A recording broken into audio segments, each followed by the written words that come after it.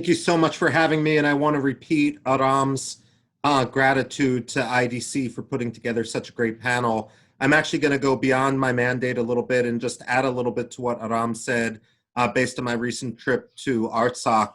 As someone who's not Armenian, as someone who's not Christian, I just wanted to point out a couple issues which struck me that I didn't gain from reading in the United States. First of all, before I left, I had absolutely no idea that the surprise attack, the Pearl Harbor that was launched on Artsakh early on Sunday morning when people were at home with their families or in church, with Turkish F-16 bombardment, drone bombardment, and so forth, a veritable blitzkrieg.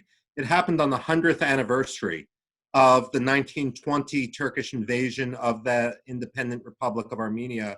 And that was a symbolism that wasn't launched. It wasn't a one-off that occurred in 2020, but rather that symbolism, which was quite deliberate, meant to show that this was a continuation of the genocide that began a century before, rather than simply the latest manifestation of a territorial dispute. I also worry, as a policy analyst, I always look at not just what happened in the past, but what happened in the future. And one of the things that worries me most, having left Artsakh the day before the Kalbajar route was closed, is that in the ceasefire agreement, it talked about routes through the south, linking Nakhichevan to Azerbaijan proper through southern Armenia. We're not talking about disputed territory here. We're not talking about Nagorno-Karabakh. We're not talking about Artsakh.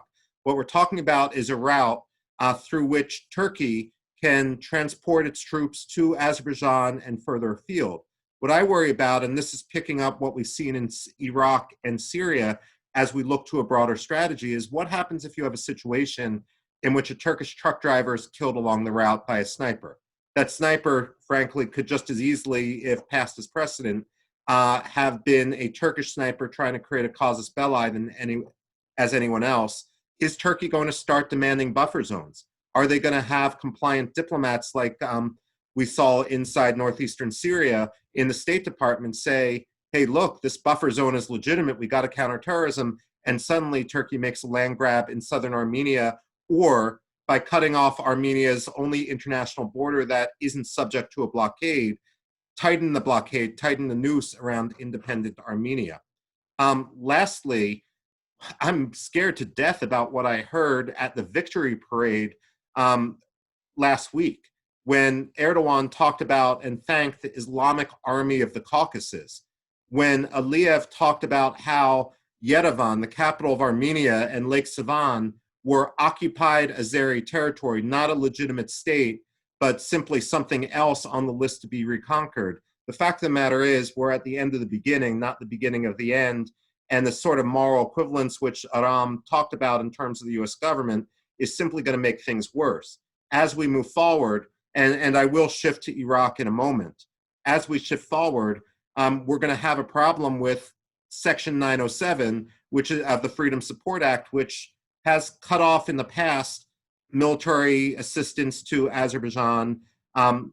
There's a waiver if Azerbaijan pledges, or if the United States sees that Azerbaijan is going to settle its problems diplomatically rather than militarily. Well, they're in violation of that. But what I fear is the State Department is going to say, well, we're not going to have leverage with Azerbaijan unless we recognize that, unless we waive 907 and continue to give them assistance. It really is a troublesome phenomena. But going further, we have videos of Turkish-backed Syrian militias, which in the past have terrorized Yazidis, they've terrorized Kurds, now they're terrorizing Armenians. We know that they've been chopping off ears in order to get special bonuses from Baku. They've been cutting off heads, they've been executing prisoners. We have the videos on Telegram. What are we going to do to apply Global Magnitsky Act sanctions, not only to the military commanders, but also to to Aliyev, who's the commander-in-chief of the military. And lastly, when we have Syrian-backed militia, Syrian Arab militiamen, veterans of Hayat Tahrir al-Sham or Daesh, who are now being transported and settling and fighting in Armenia and Azerbaijan, it's time to consider a real debate not only about whether 907 should be waived, but rather whether Azerbaijan should be considered a state sponsor of terror, Turkey as well, because Azerbaijan has shown itself to be to Turkey what Hezbollah is to Iran. Now, when it comes to Iraq, in this past couple months, I've been to Iraq, I've been to Lebanon, I've been to Armenia and Artsakh. First of all, this may not be popular given some of the activism of the Christian community, but I really do see the Iraqi government as an ally rather than an adversary in the protection of Christians. Barham Saleh, the president of Iraq, is Kurdish. Mustafa Kadhimi, the prime minister of Iraq, had his background as a human rights activist chronicling the crimes of Saddam Hussein, including the crimes of Saddam Hussein against some Christians, some secular women, some educated and so forth. That's not to say that there aren't real problems in Iraq.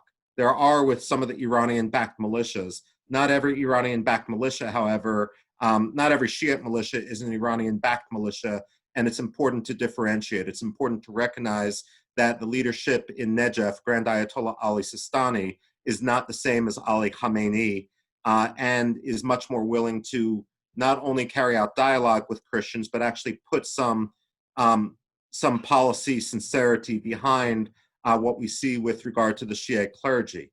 Now, this is where I start to worry, however. When Secretary of State Mike Pompeo talked about withdrawing from Iraq, I wasn't aware until I got to Baghdad what a cascade he was setting Iraq down upon. What I saw when I got to Baghdad was not just preparations for the US Embassy to withdraw, but also preparations from every European embassy, preparations from all the moderate Arab states like the United Arab Emirates, increasingly Jordan, increasingly even Saudi Arabia picking up and leaving, and the United Nations Assistance Mission in Iraq as well. Now, if we have that cascade of evacuation, if the Biden administration continues the desire to scale back from Iraq, who's going to fill the vacuum? When the Obama administration did this, it was Daesh, it was the Islamic State. Now people talk about if the United States creates a vacuum, it's not only going to be Iran, but it's going to be Turkey as well. That was palpable in Baghdad. It's certainly something which Nadine can talk about in Iraqi Kurdistan and northeast Syria, but we're seeing it in Baghdad as well. And to be perfectly blunt, Turkey is to the 21st century what Saudi Arabia was to the 20th. So we need to worry about that sort of radicalism coming out. Now, it's a good thing that Mustafa Kadhimi hasn't gone on a state visit to see Recep Tayyip Erdogan, despite being invited. He understands that Erdogan's goal is to humiliate. Erdogan continues to not only occupy parts of Iraq, not only Iraqi Kurdistan, but parts of Iraq proper as well. But also there is definitive proof of life that some of the Yazidis who were enslaved are not only under the control of Turkish-backed proxies in northeastern Syria, and Nadine can talk a little bit more about this, but also have been brought back to cities inside Turkey, and Turkey simply isn't releasing them. That shows more than anything else the ideology which is at play when it comes to Erdogan. I would just say in conclusion, having traveled the region, having not spent as much time nor being as much of an expert as Nadine is in terms of northeastern Syria, but certainly, nor being as much of an expert in Armenia or Artsakh as Aram is, having been across the region, I mean, the commonality is pretty intense.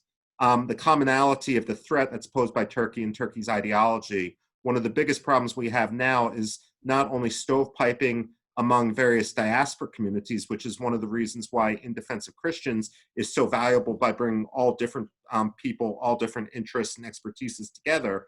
But within the US government, the fact that we have bureaucratic boundaries between Turkey and the Middle East, for example, or between the Caucasus and the Middle East, is deeply troublesome. We need to recognize that we've got a situation in which the Turkish efforts to spread their ideology, to undermine religious freedom and so forth, is spanning the entire region, and we can't be constrained by artificial boundaries. Thank you.